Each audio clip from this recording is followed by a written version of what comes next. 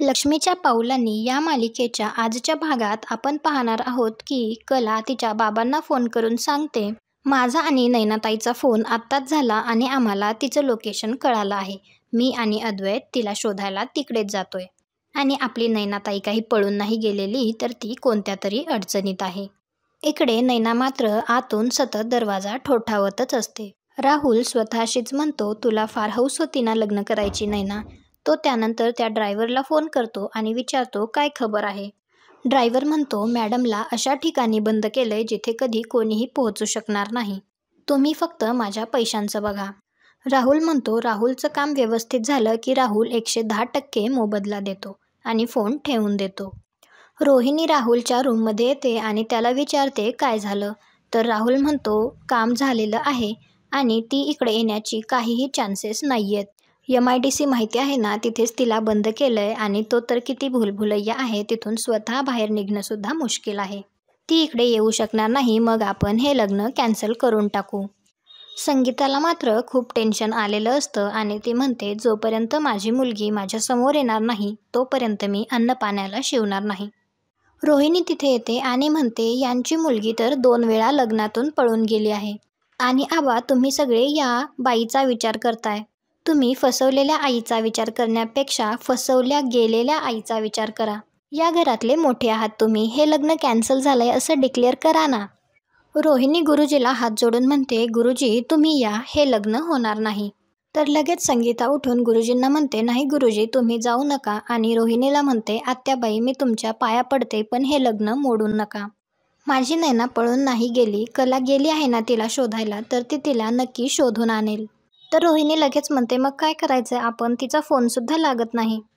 दिनकर आबांना रिक्वेस्ट करतात, तर आबा उठून रोहिणीला म्हणतात, मला यांचं म्हणणं पटतंय, आपण आणखी थोडा वेळ वाट बघू. तर रोहिणी मनातल्या मनात विचार करते, ही कला तिकडे तडमडायला कशाला गेली आहे. कला जर नैनाला घेऊन आली तर मला हे लग्न करावंच लागेल. आता मलाच काहीतरी करावं लागेल.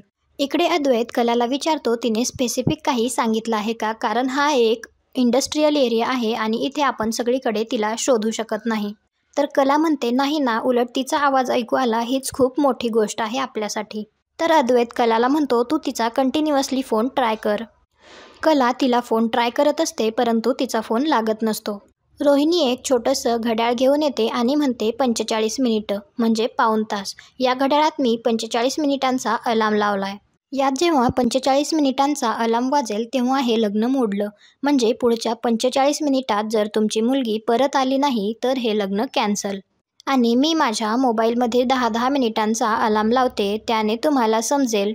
ते रिमाइंडर ऐकून तुमच्या लक्षात येईल की वेळ निघून जात आहे. इकडे नैना मोठ्या मोठ्याने ओरडत आतमधून हेल्प मागत असते. कला आणि अद्वैत MIDC मध्ये येऊन नैनाला शोधत असतात. त्यावेळी कलाच्या बाबाचा फोन कलाला येतो. ते कलाला सांगतात की अर्ध्या तासाच्या आतमध्ये नैनाला इथे घेऊन ये, नाहीतर खूप विपरीत घडेल. ही एका हरलेल्या बापाची तुझ्याकडे रिक्वेस्ट आहे. तर कला लगेच म्हणते, बाबा मी तुम्हाला कधीही हरू देणार नाही.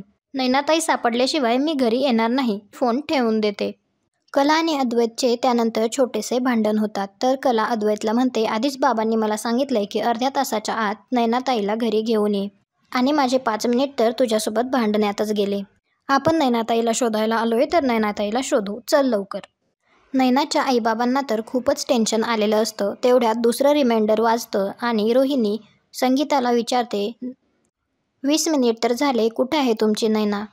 इकडे अद्वैतला नैनाला पाठवलेली गाडी ओळखू येते आणि तो म्हणतो, ही तर आपलीच गाडी आहे, पण ड्रायव्हर कुठे आहे आणि अशी मधीच ही गाडी का सोडलीये.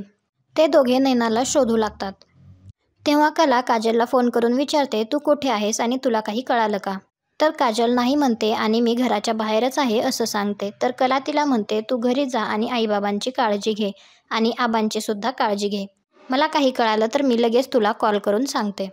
नैना विचार करते, माझ्या लग्नाचा मुहूर्तसुद्धा आतापर्यंत टळून गेला असेल आणि हा चान्स पाहून राहुल हे लग्नसुद्धा कॅन्सल करेल. मला असं बसून चालणार नाही. मग परत दरवाजा वाजवायला चालू करते. इकडे रोहिणी मात्र संगीताला सतत वेळ सांगत असते.